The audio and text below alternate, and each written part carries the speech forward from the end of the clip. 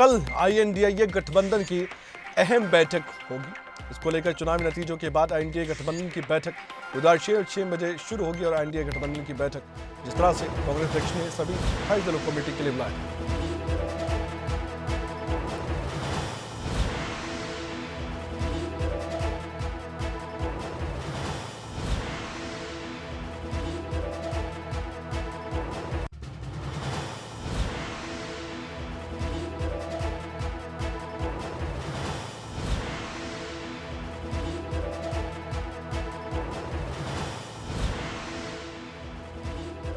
जानकारी दिखाते हैं कांग्रेस के हवाले से इस बैठक के बारे में जो जानकारी दी गई है, ये वो जानकारी है जिसमें ये कहा गया है, ये बताया गया है कि कल एक महत्वपूर्ण बैठक आईएनडीए गठबंधन की होने जा रही है।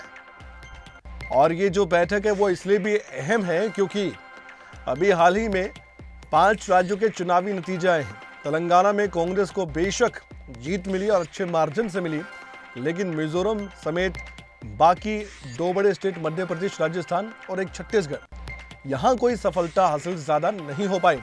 इसलिए कांग्रेस के लिए तो मंथन का समय है, लेकिन साथ साथ ही आईएनडीए गठबंधन के लिए ज्यादा है।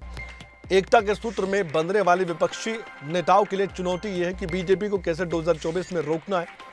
ये सब कुछ इतना आसान भी नहीं है, लेकिन मुश्किल को आसान कैसे किया जाए, इस पर मंथन हो सकता है। कल की बैठक कितनी महत्वपूर्ण, क्यों खास है, हमारे साथ इस वक्त हमारे संपादक नासिर हुसैन कुरैशी जुड़ चुके हैं। सीधे उनसे बातचीत करते हैं, चर्चा भी करते हैं। नासिर, अभी थोड़ी देर पहले खबर आई थी कि बैठक स्थगित हो गई है, फिर ऐसा लगा कि स्थगित होने के पीछे कुछ कारण हो सकते हैं, लेकिन फिर से अब सोशल मीडिया पर पोस्ट शेयर करके कांग्रेस पार्टी ने ये साफ कर दिया कि बैठक कल ही होगी।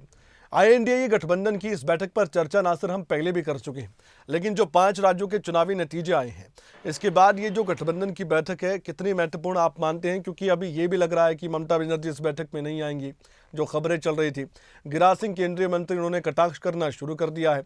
दूसरी तरफ नीतीश कुमार को लेकर भी असमंजस की स्थिति बनी हुई है। चिराग पासवान वहां भी बिहार में निशाना साध रहे हैं उन पर।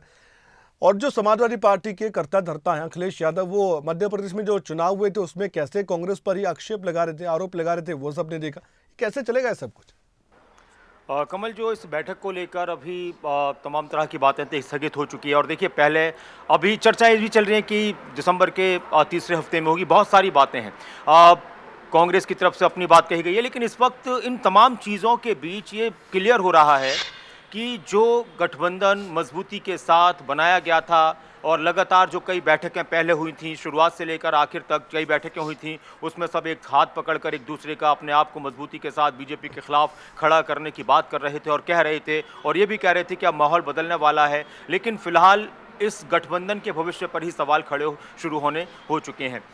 ममता बनर्जी ने अपनी वजहों से इनकार कर दिया, अखिलेश यादव ने अपनी वजहों से इनकार कर दिया, नीतीश कुमार ने अपनी वजहों से इनकार कर दिया, हेमंत सोरेन झारखंड के मुख्यमंत्री, उन्होंने अपनी वजहों से इनकार कर दिया। लेकिन इन सब के बीच एक वजह जरूर निकलकर सामने आती है कि कहीं ना कहीं वो जो मनमुटाव था, जो पहले से हुआ करता था, आपसी तलखियां हुआ करती थी पार्टियों के अंदर, लेकिन बीजेपी के नाम पर सबने अपने आप को एकजुट किया था। इन चुनाव के बाद और कांग्रेस की बीजेपी से 3 राज्यों में हार के बाद फिर से वो तमाम चीज़ें हावी होती नजर आ रही हैं।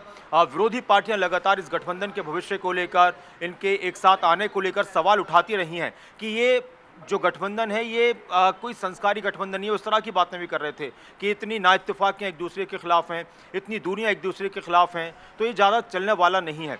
लेकिन अब जिस तरह से तमाम चीज़ें निकलकर धीरे धीरे आ रही हैं, और इसमें सबसे बड़ी बात कमल ये है कि कांग्रेस पर पुरजोर तरीके से निशाना साधा जा रहा है।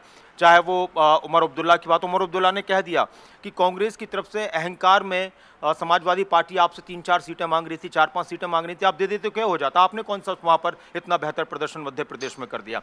ममता बनर्जी ये कह रही थी कि भाई मुझे मालूम ही नहीं था, मालूम होता तो मैं ज़रूर जाती, अपने प्रोग्राम नहीं रखती। लेकिन इस सबके पीछे वजह वही है कि हो सकता है कि कांग्रेस को ये दिखाया जा रहा हो कि देखिए, आप हो सकता है कि आप देश की बड़ी पार्टी हैं, नेशनल पार्टी हैं, दूसरी सबसे बड़ी पार्टी हैं आप बीजेपी के बाद, लेकिन इस वक्त आपकी स्थिति ऐसी नहीं है कि आप अपने हिसाब से सारे फैसले इस गठबंधन में ले लें। आपको सबको साथ में लेकर चलना पड़ेगा, और वो इशारे अखिलेश यादव ने भी दे दिए हैं। नीतीश कुमार जो इस इंडिया गठबंधन के एक तरीके से संयोजक थे, वो सबसे पहले सारी पार्टियों के नेताओं के पास गए थे, उन्होंने सबको इकट्ठा किया।